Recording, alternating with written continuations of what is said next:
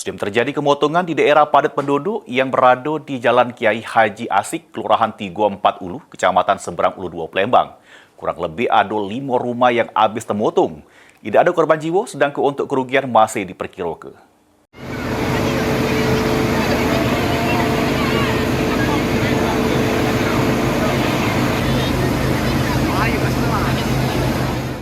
Balen lagi terjadi kemotongan di kawasan padat penduduk yang berada di Jalan Kiai Haji Asik, Lorong Wakap, Kelurahan Tigo 4 Ulu, Kecamatan Seberang Ulu 1, Palembang, yang mana terjingok petugas pemadam kemotongan dari kota Palembang bersama warga sekitar masih berusaha memadamkan api yang masih berkobar. Api berhasil dipidamkan kurang lebih sejaman sesudah 10 unit mobil pemadam kemotongan dari kota Palembang dikerahkan ke lokasi kemotongan dengan dibantu warga sekitar. Dari keterangan Kepala Pos Damkar Seberang Ulu 2, Septa Andriansan jelaskan, untuk rumah yang habis termotong diperkirakan ada 4 rumah, sedangkan untuk yang terdampak diperkirakan ada 5 rumah. Dari kejadian kemotongan itu dewe, ada sikok petugas kemotongan mengalami sesak napas pada saat berusaha memadamkan api, terus langsung dibantu oleh petugas PMI guna penanganan medis.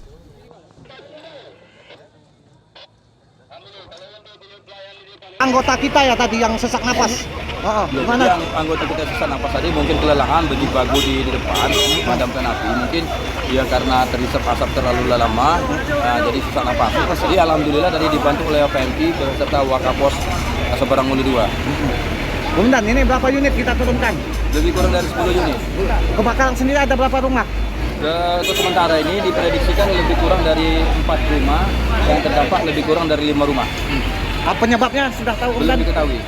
Sementara itu, AKP Andrian Nopalezi, Kanit Reskrim Polsek Seberang Ulu 1, membenarkan adanya kemotongan rumah di wilayah hukumnya sekira jam 5 sore lewat, sedangkan untuk penyebab masih jero penyelidikan.